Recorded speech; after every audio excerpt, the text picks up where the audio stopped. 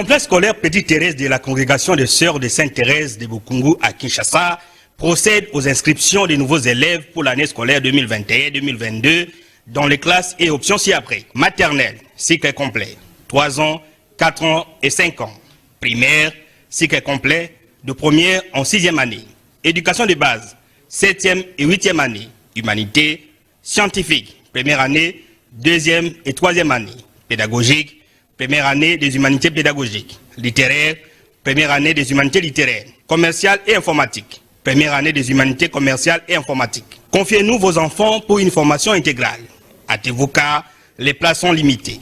Contactez-nous au numéro suivant 081 18 760 ou au 085 128 61 36 ou encore au 082 455 44 80. Enfin, 082 20. Na Congo promo taki koleka bata Lubumbashi ba réagir makasi yango to bandi na mbote na Lubumbashi tous les 26 provinces de la République démocratique du Congo bato bazali banda ya boka na États-Unis bobenga ki makasi partout dans le monde comme on a des Michel Sibino ebele merci pena sponsor na biso SCGL Colibri na partenaire na Colibri pardon na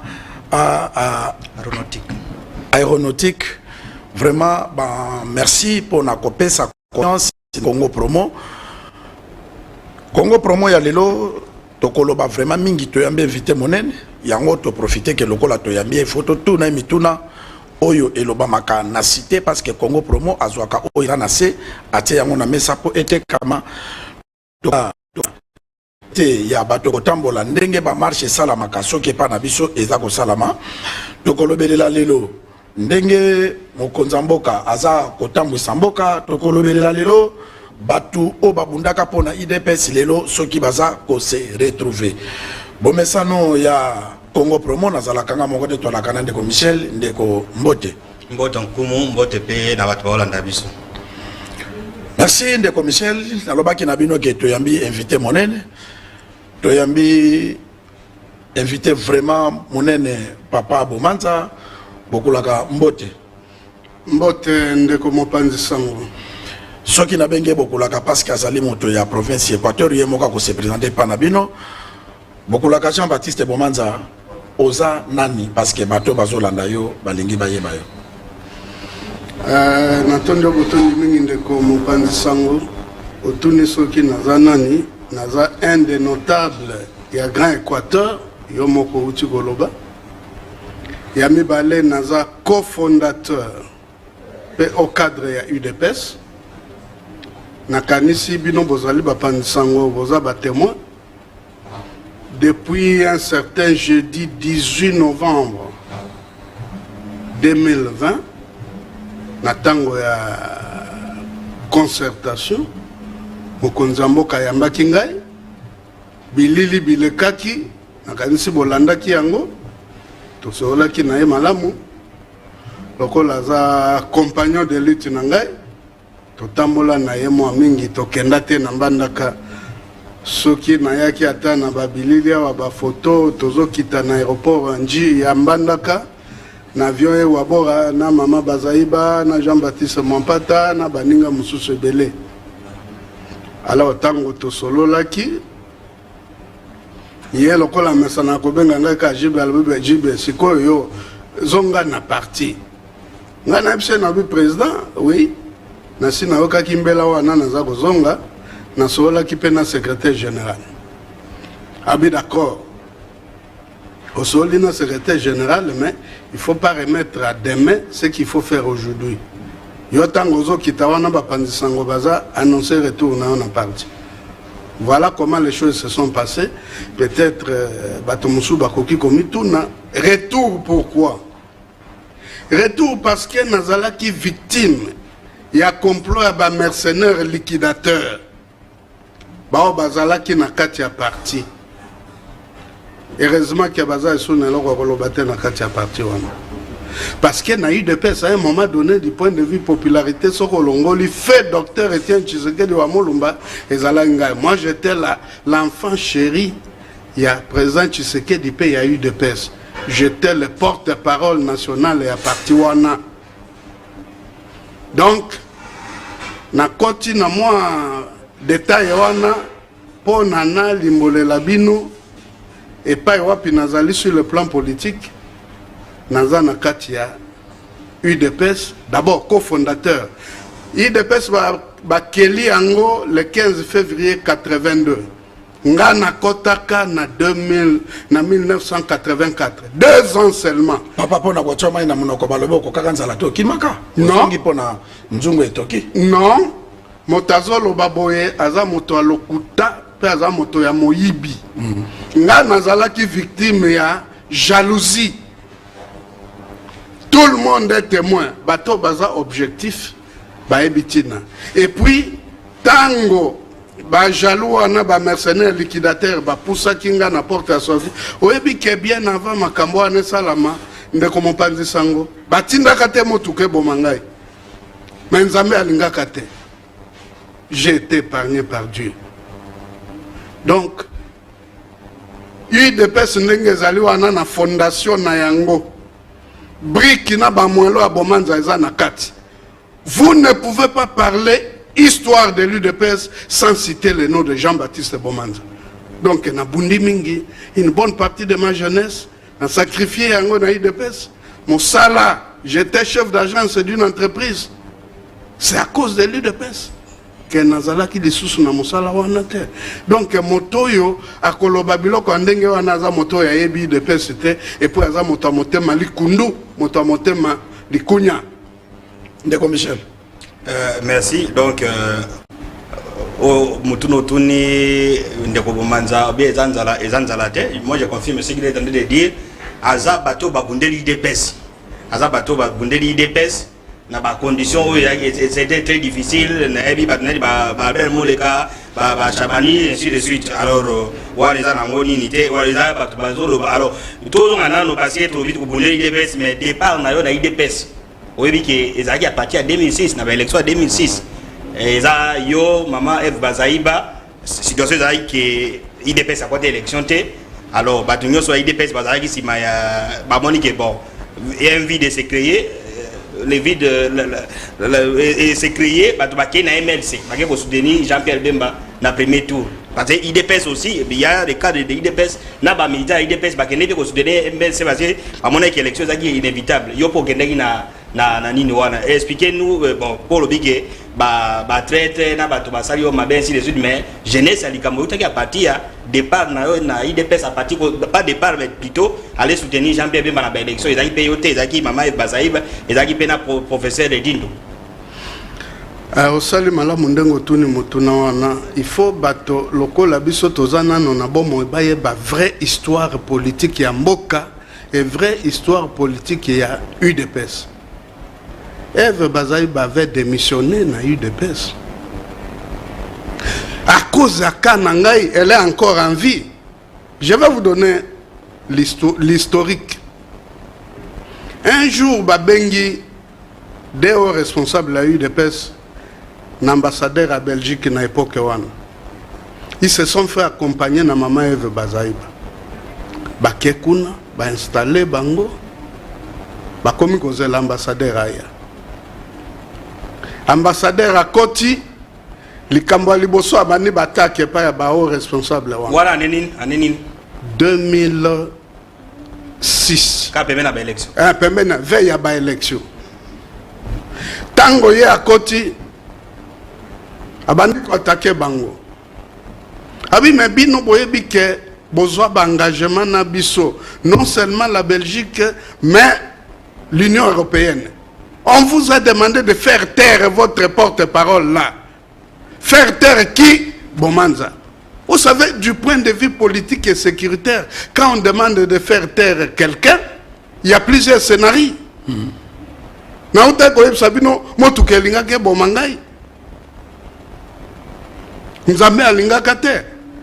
Alors, tant l'ambassadeur wana lobibo maman Eve Bazaïba tomboki a beti loboko na mesa. Eh mais c'est l'ambassadeur, vous prenez pour qui? Namboka na yo na Belgique. Un ambassadeur peut tenir un tel langage au secrétaire général du Parti socialiste belge et surtout un ambassadeur africain. Abi bato yo zo yebisa makambo wana moko na bango akozwa courage ayebisa bomanza te akanga munoko. Moko te. D'ailleurs poko lelo okolanda ye lisusu. Mama bazai bazongi akeko pesa rapport et pas présent Tshisekedi. Apesi biso pe rapport na secrétariat national au ezala gouvernement ya UDPS. Onga nazalaki chef de département communication et médias et porte-parole. Tango to sala qui tournée européenne, la dernière tournée, tango naza na UDPS. To bandi Suède, Allemagne, Belgique, Hollande, Italie, France, Duché de Luxembourg. Nous avons réussi la réqualification à processus. Mais il y a pas matérialisé le même mercenaire liquidateur. Voilà pourquoi tu as élection en 2006. Madame Eva Lobi, comme il en est ainsi, moi je démissionne. En 2006, je candidate indépendante comme député national. Après, il y a qui a adhéré à MLC. Mais la vérité, c'est que moi, je n'ai jamais adhéré au MLC. Jamais. Mais je reconnais que tango na connaître la difficulté na UDPS. Ba pousser na porte de sortie. Et comme Jean-Pierre Bemba na tango nazaki vice-président, azaki vice-président, azwaki ba information ya complot monté à partir ya Union européenne pour m'éliminer physiquement, il m'avait nommé conseiller politique dans le cadre de l'Union pour la nation et non cadre de MLC. Je n'ai jamais adhéré au MLC. Le MLC a été un parti partenaire. J'ai été conseiller politique à Jean-Pierre Bemba dans le cadre de l'Union pour la Nation. Et c'est cette nomination-là qui m'avait épargné Naliwana Boloko. Sinon, je ne serais pas en vie. Là, je dois être reconnaissant à l'endroit de Jean-Pierre Bemba parce qu'il m'avait sauvé d'un cas grave. Bon. Pour le reste, les gens de la Wenze. Ngandenge nazalia wa histoire nanga politique est connue de tout le monde. Je vais vous rappeler que je suis parmi les rares qui ont été conseillers politiques d'un savant. Vous connaissez ce savant? C'est le professeur Marcel Lihaou et Boala Molengo. J'ai été son conseiller politique. Et j'ai été l'enfant chéri de fait Docteur Etienne Tshisekedi wa Molumba. Donc, si je parle l'IDPS, je parle avec la conscience tranquille. Beaucoup la question Baptiste, vous avez affirmé par Congolo Bazolando parce que tu as dit dans une émission que vous allez le cadre l'IDPS. Si, je l'affirme. Mokonza Moka Yambingai, Toyoka na Epsinga Jibe Zonga Nandako, Ngape na Zongi. Merci. Nalingina tuna yo mutuna na kacho malobate de commission ozonga na émission to bato balanda biso ebele moi esikana to ya nola olobike ba bundisaki yo ba mercenaire politique mais na moment wana ngada bato bazaki tout autour de Etienne Tshisekedi wezaki yo porte parole ezaki Albert Mole kazaki de cabinet na ye ezalaki bon ba Chabani bazali ba secrétaire national ba Jama Kaboun ba Yesika nani oyo même secrétaire général Kabuya Seriwana Zaki adjoint ici de suite ya ba mobilisation de communication. Alors à part wana mutunani oyo azalaki makasi liquidateur a bengana yo peut-être ozoloba komba mobaki yango lingo otaka kombo na ete so na soli bien. Omoni cela fait partie de l'histoire.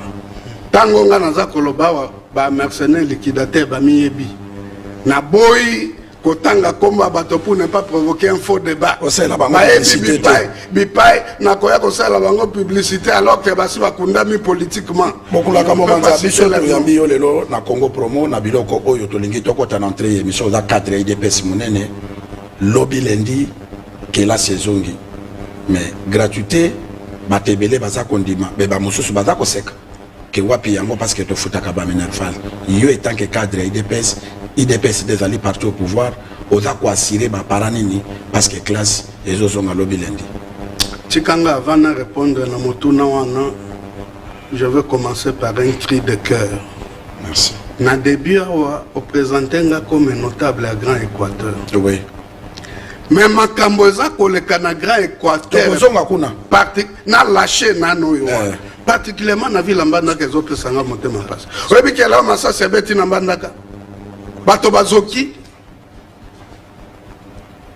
e likambo wana epesi nga motema mpasi etindi nga te nakenda kokutana na vice premier ministre ya intérieur oyo azali leki oyo tobundi na ye bitumba na kati ya UDPS. Il faut qu'à intervenir le plus rapidement possible parce que makambo ezoleka na Équateur c'est le monde à l'envers. Omona wapi assemblée baza soki na 21 députés, 6 ou 7 députés baloba non bango balongoli président et assemblée bâtir en place le bureau d'âge. Ça c'est dans quel monde? Soki bazo luka mote pe en Équateur eza malamu te. Et le vice-premier ministre il y a intérieur, il a le devoir il y a quoi arrêter moto wane linge pe en Équateur, sinon te koza malamu te. Omoni bino nyonso mibale ya boza ba Équateur boyebi réaction à bato Équateur soki batomboki ezalaka malamu te. Na kolinga te ke mandat ya président ezala entaché na makambo pona bozobo ezoleka lelo en Équateur. Mais c'est bon mandat yo zali notable Équateur aux AP cadre IDPS proposition ni nous pesa parce que Congo promet a suivi partout pona ba querer on ici là parce que yo za mu Équateur biso to ba journaliste ya mboka to za ba Équateur pas tellement mais to za ba Équateur parce que to yebi politique ya Congo Équateur bandi makate même yonde ngozolo belango boy tango kokoma bakoloba bomanza uta wapi bomanza atanga wapi bomanza salela mboka nini lelo micro ya Congo promo yango wana ozolo bela président de la République nini ozolo bela pe ba Équateur nini pona kimia kote esengeli mibeko ezala appliquer, c'est-à-dire état de droit égale état de droit. Na mibeko minorité ekoko renverser majorité te na ndenge na yo kike ba convoquer ba salle ouverture ya session lelo 6 ou 7 députés nde batie bureau d'âge balongola le président en fonction oyaza derrière lui 13 députés. On est commis le monde à l'envers. Il faut pas appliquer Mibeko. Et puis gouverneur Oyaza ko instrumentaliser Makamwana, il y a une plainte contre lui. C'est le moment que le pouvoir judiciaire intervienne. Et kozala malamu te. Équateur. Merci mais c'est bon mandat zonga na question ça. Et kozala malamu te. Équateur na concert à ba province. Ezala ka représenter comme il se doit être. Bazala kokole Équateur caché à médiocrité. Ça doit s'arrêter tout de suite. Merci Bayoki. Zonga na émission na biso. Na makambo etali gratuité. Je crois que tozali ba école musu bazo senga ba $120 mais za ba école à l'état ba musu ba senga ba 30 ba $300 mais tozana gratuité. Toza pena état de droit. Est-ce que ba école bazo respecter mon ordre de l'État? Bato wana baza ko respecter te ba koza sanctionner parce que to bi gratuité eza na niveau primaire. Et puis na degré mosusu ya enseignement les camo ya prise en charge à enseignants par les parents et puis qui samaki. C'est ça. La loi est dure mais elle reste la loi. Je crois que Ndekonabiso Tony Mwaba, Oyaza à la tête et EPST, a déployé le service naïe. Bipayo Bazako, tout sa gratuité, il faut que des sanctions tombent, il faut que des têtes tombent. Parce que les chefs ne se plaignent pas, mais le chef agit. Nalandaki, Bakendagi na ba école moko. 2 écoles catholiques bakenda kokuta bato bazako désobéir na makambo wana ba intimaki d'abord ordre bazon sambongo ba parents oyo bango ba percevaki et ba bandaki déjà kozon sambongo wana na école moko ba pesa raison non ma sœur oya pesa ki ordre aza sur place était oya aza intérimaire ba pesa ki bango même ça vous devez rembourser l'argent. Ça dit la gratuité c'est un droit, c'est constitutionnel. Ce qui bandeko yo baleka ki ba auto remplacer bango ba sala ki yango te mais moi na mboka Félix aye à faire appliquer yango. Ça dit motonyo so ya ko sala bozoba pona gratuité à la effectivité et l'incolo baza ko saboter programme et président de la République. Donc ces derniers doivent être sanctionnés. La gratuité doit être consolidée. L'année scolaire au Ezobanda lundi le 4. C'est la consolidation de la gratuité. Motonyo so bakoya po baza l'obstacle. Il faut pas sanctionner. Mais ne comment ça discours on a trouvé quasiment 3 ans yango yo mutunyo ça va obstacle pas sanctionner mais sanction on peut de tout monde en côté et puis on peut aller au-delà. Gratuité et ça slogan té neti yo za mutaide PSDP d'abord gratuité et ça d'abord un programme et ça suivi d'abord mesures d'accompagnement. Au groupe bana bakei batanga ofele. Siko enseignant o yazaki peut-être na Moamba azaki peut-être na Saint-Joseph bane bo fudeye peut-être na ba prix mais moi ebele moi nini yo siko yo gratuité koti yango siko problème yo se poser qualité enseignement pe ekiti makasi parce que na ba salle de classe ezaki 40 élèves les comme 110 115 enseignant kutaza mesure te ya ko contrôler bani alors ce qui qualité enseignement et baby à quoi aurait servi gratuité enseignement autrement dit fait que tout tous à l'année deux qui dit même pas là bazo supporter mais pour que bah la bataille dans condition mais les lots moi na nyoso c'est vrai que on a passé 4 disons on a récupéré 4 millions ya ba na ba na classe mais qualité à classe ça dépassé ba na musu ba ko mo tellement net auditoire à l'université alors na mécanisme au lundi classe zongi au moins que non 3 ans même discours les autres non ça 3 ans. Félix na régime na ça na 3 ans. Il y a 3 années scolaires c'est depuis ma gratuité il y a 3e année il y a gratuité. Non, je crois que gratuité et bandit tango yo makambo oyezala ki ya biso na FCC échanger parce que tango wana bato musu ya FCC bazaki na kati ya gouvernement bazaki ko jouer rôle ya sabotage. Il faut qu'on compte à partir de date de divorce. Non, wana aux orientés bateau bien donc au lingolo baké mandat ya président Tshisekedi ba ko compter à partir de divorce na FCC yango lingolo parce que gratuité enseignement fait partie du programme na yango ba ko gérer Willy Bakonga. Bon, Willy Bakonga azalaki na gouvernement il y a Félix Tshisekedi. Oui. Abanda qui na Ilunkamba après aye kokoma. Tout ça est dans le gouvernement Tshisekedi. Oui, c'est le gouvernement Tshisekedi. Mais ce qu'il faut retenir est que Tshisekedi a fait l'effort pour gratuité à la chose faite. Au lobby bana bazoton de belé na bani na kasolanda qui programme. Il y a même un plan. Il y a kotonga école tout ça mais ça traîne non toi non. Oyebi eloko eza matata na ko retraité pe ba enseignant oui oyebi ke ba enseignant oyo bazozwa lelo eza babanda kozwa lobi te mbongo baza ko toucher oyebi likambo wana ezalaki a prise en charge ya ba enseignant par les parents ezalaki donc salaire à enseigner mati si et ça salaire au ezalaka kalaté et c'est Mathieu en intérieur au yabisona bino soko ke okuta ba enseignant ba komi pe ko sepela kamwa muke donc alors que tikali nde ba avantage mususu tikali wana donc kamwa ba kisela bango yango parce que eza niveau ya libulu ezalaki libulu moko très profond. Ouais.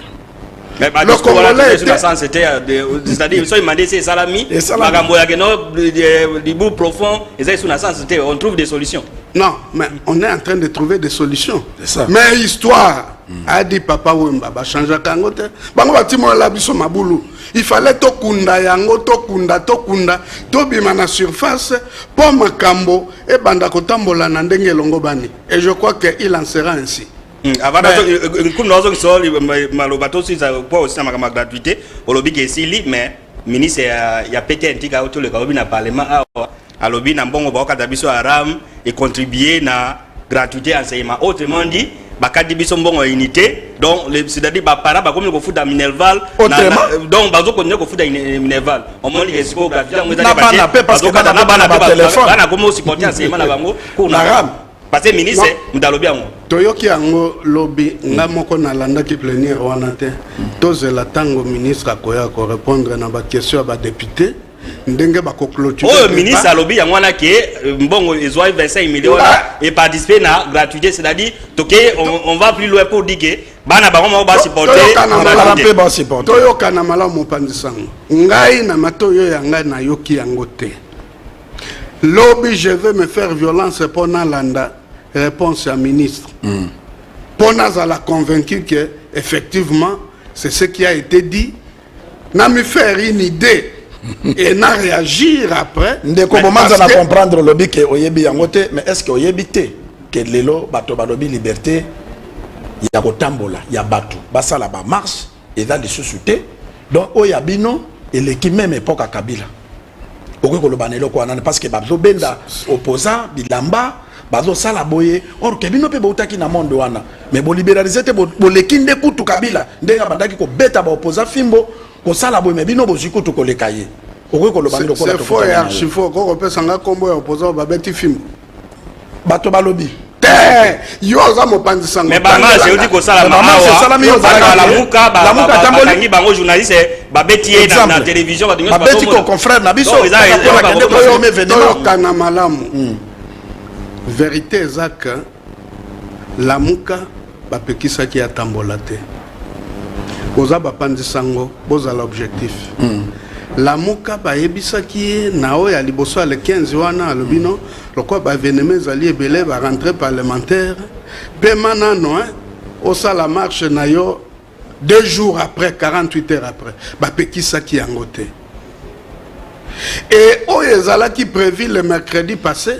bino moko bolandi il y a eu une réunion bango na gouverneur ya ville bazu compromis bolanda qui porte-parole à la Mouka, à la personne, à l'Ekinanga Blanchard Mongomba, au secrétaire général de la Nouvelle Élan, il y a ancien compagnon de lutte Nanga et Adolphe Mouzitou, attanga qui document, bayokani, que marche na bango, ba postposé ango kosalama le 16 octobre, mais une semaine avant, le 9, bakosa meeting na bango na Njil Sainte-Thérèse. Bapekisi mutosa la marche. Au moins, il y a un régime où il y a eu des pêches.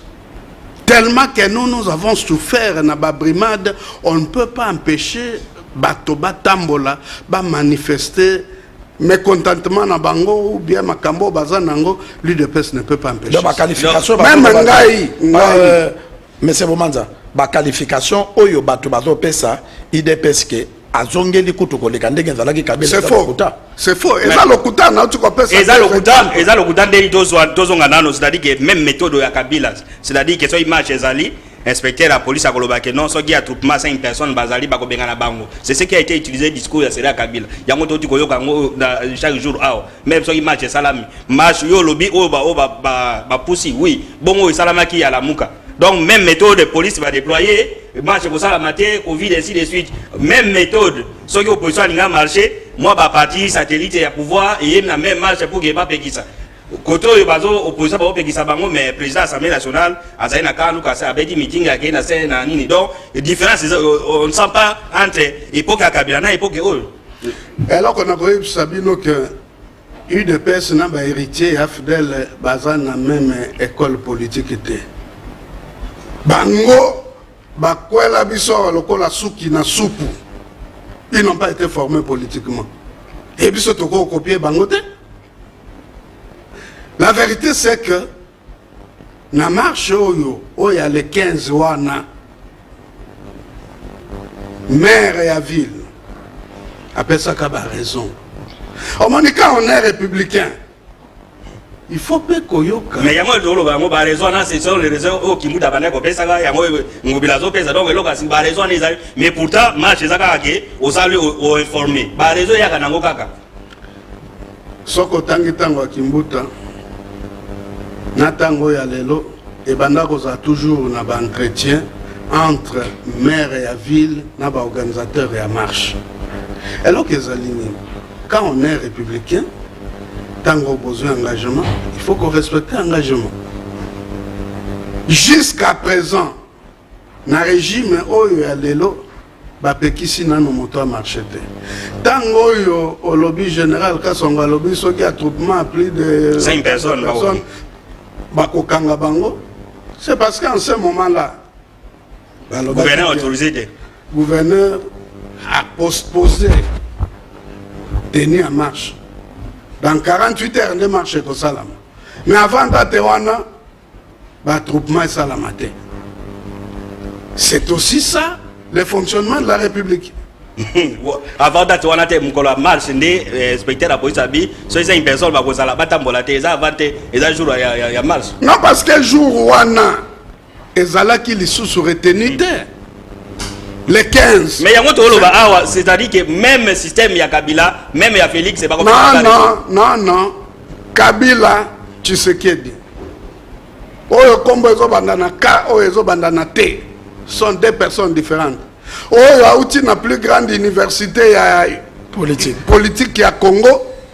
Oh, il y a outil et pas à bateau, Laurent Désiré Ebsabiso conglomérat d'aventuriers et d'opportunistes. Bah, héritier Afdel. Baza Batoumi Balé. Nazozo Isakumo a continué l'émission, mais aujourd'hui, Kabila, mais so moni totangi, Jeune Afrique et Mail, Yakalana Babi, Kabila, Leit Mobutu. Donc on peut dire comme le baguette non Félix Leit Kabila donc non ça c'est faux et archi faux yo au tiki Tshisekedi au commis Félix F Naka Batomi Bale ko sangisa bangote.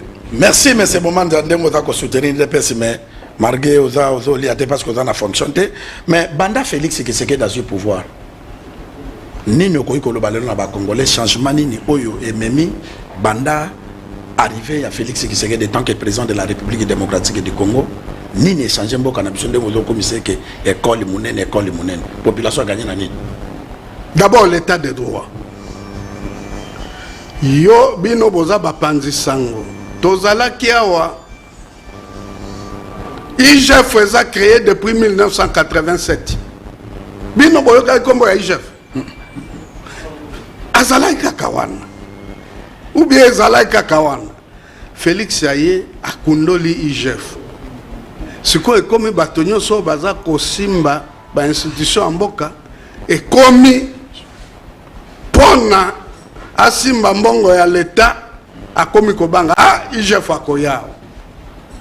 Yango wana naza ko tonda botondi mingi mwana mboka le karma pas. Nanzembo na ya sali IGF kleboa. Siko ko sakana suna mbongo ya République te. On a peza ko eza ba lokumu, akomo luka lokumu. Te! Sala banzem. Te! Salande musale monana. Ye moto IGF motasa nzembo te. Ba musiciens, ba artistes sont des peintres de la société. À observer. Yo ni onimike karma pa ko tisi do yemo galiete. Non. Bongo tango karma pa sala mama yemo. Avant ça la IGF nzembo na ye nzembo na ye bakoteka zonga l'émission à part IGF yebisa population nini ba gagner pouvoir judiciaire les loyo et comme moto soka sali mabe pouvoir judiciaire ko s'occuper na ye et puis les kambo to bandala kinango gratuité et enseignement. Constitution promulguée depuis le 18 février 2006. Ça n'a jamais été appliqué. Pour la première fois, Tango Félix a eu pouvoir à faire appliquer Yango. Liberté d'expression. Bino boza bapanzi sango. Makambo mususu bato musu baza kolobaka na Félix. Soke zalaki na Tango a Kabila. Ndemingi bana boloko. Bato Chilombo. Oromona bato mususu bakoma kokanisa Chilombo eza soki injure alors que za poste no ya mutu tango nyonso na ba media Chilombo même baninga na bino ba ya presse na époque ya Kabila biloko aboye soki esalamaki motakomi retrouver na boloko. Je vais vous donner un exemple.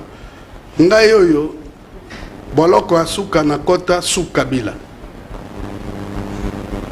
na sala makala sans compter bakacho mike clandestin et puis président de la République a supprimé même bakacho oyo wana. Vous vous imaginez bakangi ngai bakangi biso, nous étions au nombre de 5. To sali tour 1 heure et 3 heures en face à primaturité, to ye ko chuter na cour de sûreté de l'État. Na cave wana bande konanga bapandisango soko moni yango cave wana okoki kondima te. Ruissellement ya mai ya ba fosse septique okozwe sika kolala te. Pomme ka okanga mo miso, il faut omi appuyer na colonne moko na ba colonne oyo eza na kati kuna. Un avocat général vient nous juger. Ngai avant que a interroger nga na tuni nga na bime monsieur l'avocat général na correspondre na ba question na yo te soko yebisi nga te pourquoi je suis ici, pourquoi je suis arrêté. Oui, réponse avocat général. Non monsieur, l'infraction n'est pas encore là. Moi dis comment? L'infraction n'est pas encore là. Dis-moi dans quelle industrie on est allé fabriquer l'infraction. Tant que vous ne me direz pas l'infraction, je ne répondrai à aucune question. Et je n'ai répondu à aucune de ces questions. Jusqu'à ce que nous avons été transférés à Makala. Tout simplement parce que nous nous sommes réunis. Nous avons chez le vieux Sylvain Kamani. Mais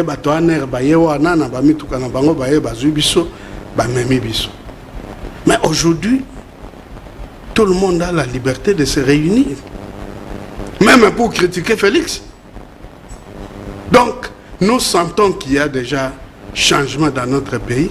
Évidemment, tellement, vous allez encore me rétorquer, tellement que les ravins étaient profonds. Nous sommes en train de sortir progressivement jusqu'à ce que nous atteignions Tokomana, véritable état des droits, Oyo, que les lois seront au-dessus de n'importe quel individu. Vous savez, à travers le monde, le pouvoir judiciaire doit inspirer la peur. États-Unis d'Amérique, à l'époque de Bill Clinton, un tout puissant président de la République. Mais, Basambi Saye na juge. Il devait aller s'expliquer pourquoi il aurait caressé la cuisse de Monica Lewinsky. Yo ok na États-Unis tout le monde na biso a polobi na bileza IGF na justice mais so omoni presque IGF mama nani mama Olive Kuda Salaki tribune nani structure moko boye a pour na ko défendre bat bazo baza victime de justice, c'est-à-dire que victime bat baza victime de justice a. Et puis, ce qu'on dit que Bileza, IGF depuis 87, et la structure elle était vendue. Est-ce que qu'on défend de Bila que non a salaire IGF et tout ça, c'est rapport entre Mbongo mandataire à détourner Oyo IGF a lobby à détourner Mbongo on a vécu quotidien la population. Et puis bagisi nini na Thomson Batwalia et bagisi nini na Mabulu eza la kata Kinshasa et bagisi nini insécurité za na Goma. Nani IGF. Autant que comme moi maman Olive, azali moi aussi hein, naza kotosa ye. Ba leso ya komi ko pesa lelo apesa ka yango tango mobile na ya azalaka président de la République apesa ka s'il vous plaît eza na catégorie ya bato musu na mikolo il faut bakanga minoko na bango balo bakalisusu terre parce qu'il ne constitue pas exemple ya malamu. Non mais c'est mais pour la kolobake makama justice ya kala izo continuer soko lobi bongo eza erreur. Ngana kokoza na nazalaki conseiller na yo nazo peso ba conseil ozo yo kate to komi na état de droit tika congolais yo sa pesa makanisi yo ko pekisa ndenge nini alongwe congolaise po na ko pesa makanisi il faut d'abord ko yebisa biso dossier ya Armand Tungulu eza wapi c'est ça bino de bokotu na yo dossier bokotu na yo bokotu na justice yo la justice on siko ndaza ko gérer zonga na mutuna na ngai pesa makanisi IGF et ba action azo ça l'impact ni les na population na vécu quotidien na Thomson na kolia na balabala na sécurité tous na insécurité na Goma IGF asali nini parce que eloko tanga liboso za IGF et puis pona bakisa na ndeko Michel na bato IGF akanga ba na prison bazongisa mbongo combien oyo esala misala ya mbongo oyo bazongisa upa wana za dossier ya pouvoir judiciaire bangonde baza ko gérer mokambo wana et puis omoni depuis implication ya IGF ozolanda na ba régie financière ndenge mbongo eza komata ba assignation eza dépassé lelo oyo tokomi na réserve il y a plus de 3 milliards mais biso na nzala c'est progressivement mais réserve na moitié outil na libanda ezali mo na biso wate kabila tika soki 1 milliard 300 donc et bakisa biso 500. Merci de Michel Lwangi to ça kabila soki atikaki bon o ekitaki ti na 500 millions kabila soki atikaki lelo eza iso na niveau wana te emati na boinde kokota na débat wana mais lelo yo o kabila atikaki presque multiplié par 3. Merci. Merci. Balandi ya Congo promo biso awa ezalaka débat. Tabou ezate to solo la kanyoso parce que Congo promo émission oyo nzambe na bakoko bapesaki yango pourquoi? Parce que botala artiste abatu. Weranson akabeta concert pas le capin quotidien. Il y a famille na ye mais balobi abeta te.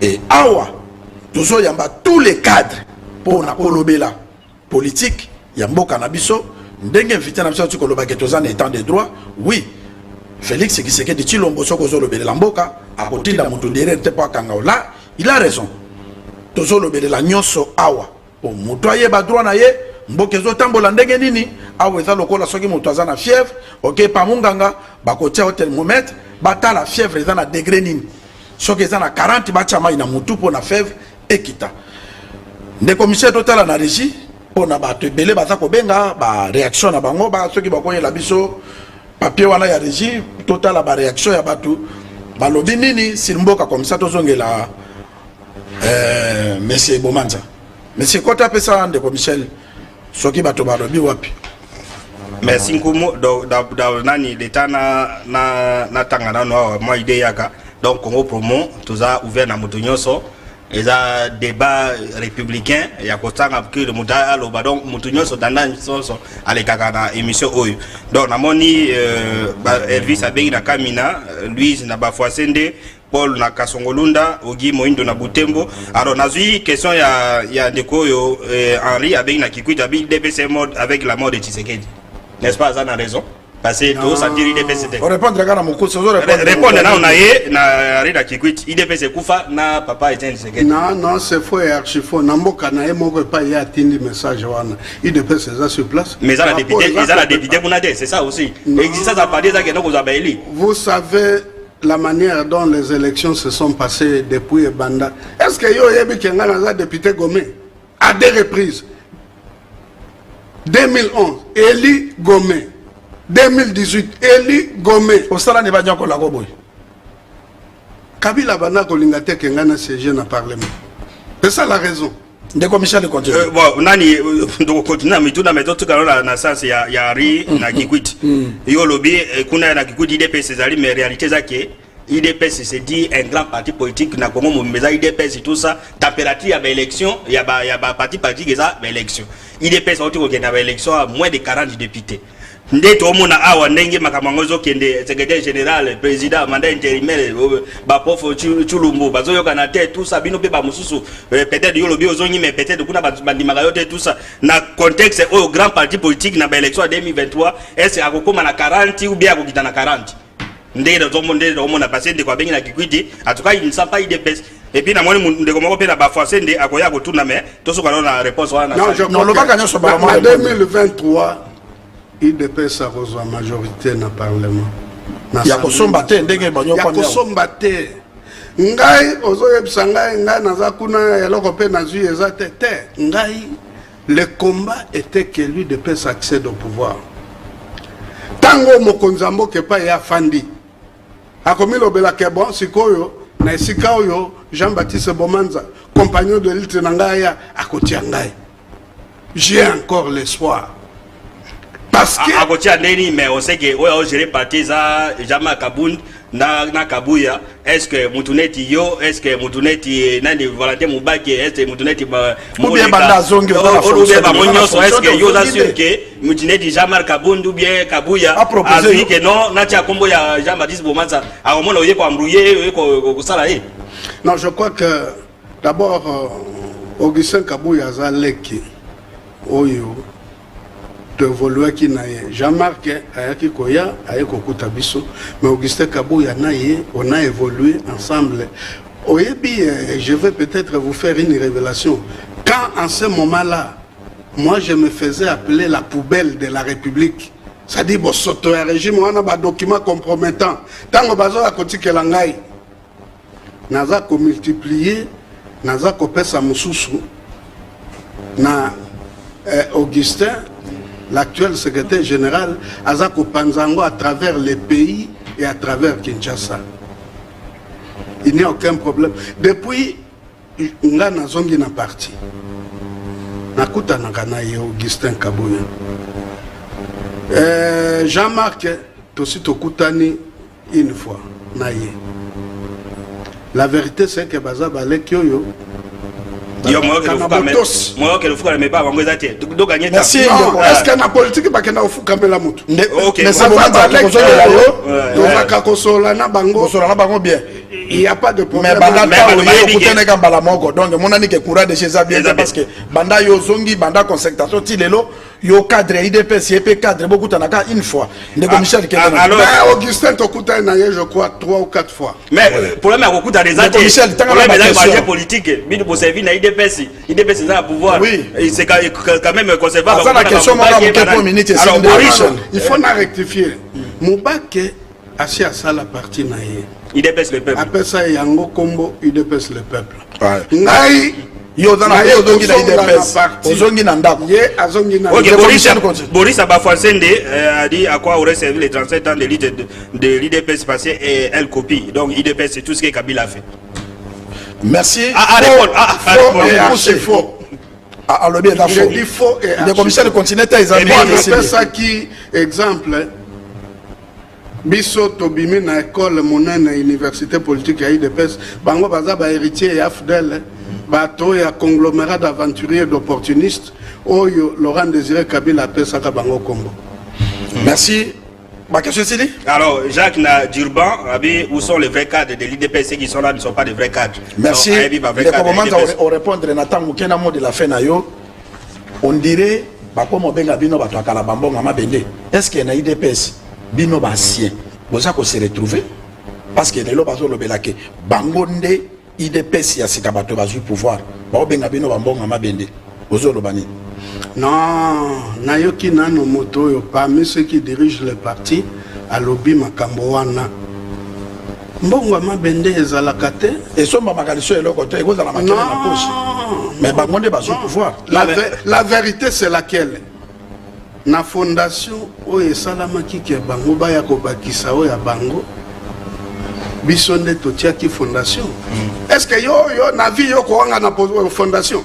Fondation ba wanga na kangote? Non mais kumu c'est-à-dire que o bino il pensait IDPS ba connaître c'est ce qui est exactement ba collaborateur Laurent Désiré Kabila ba connaître. Et Joseph Akoti bato bazalina Laurent Désiré Kabila ba c'est exactement il y a un moment de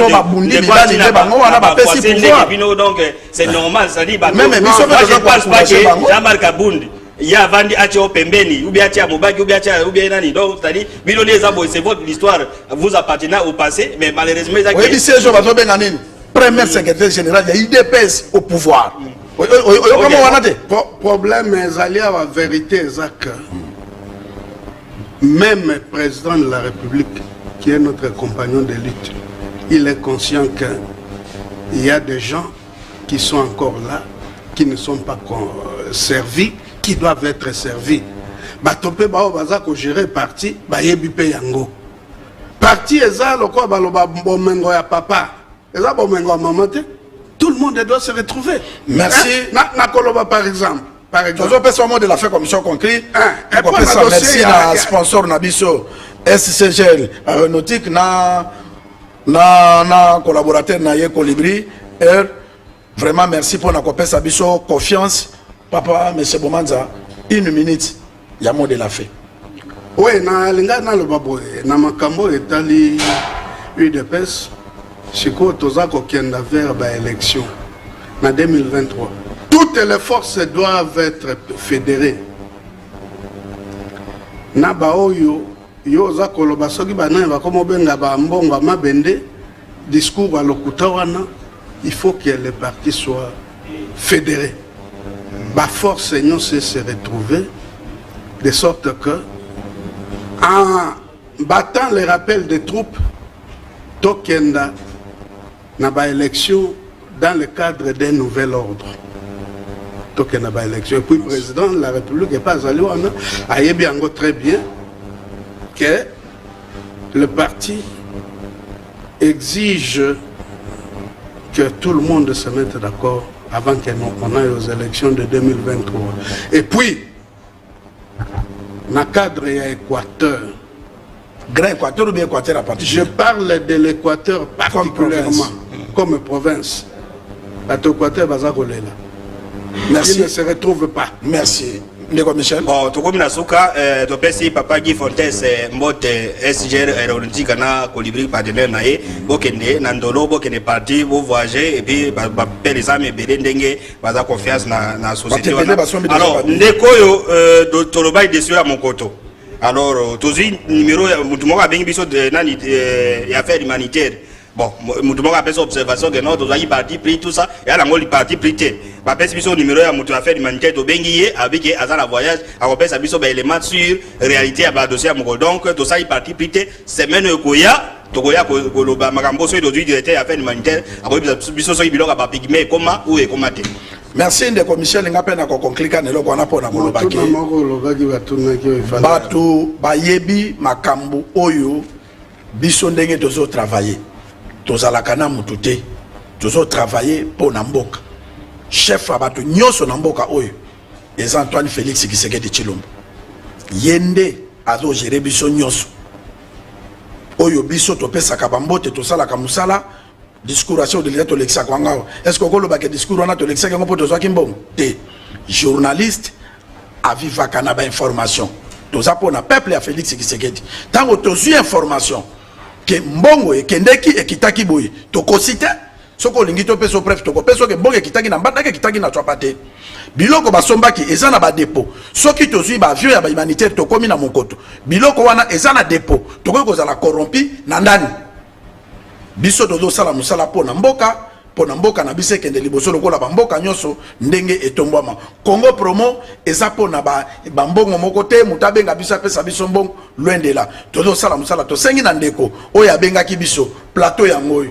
tako to bengi papa Bomanza aye yo pe yaka kende ko ngai mutu na kendeki na biloko wana na komisaki yango na kaboli yango bakosi yaka koloba contraire soki biso tokosi.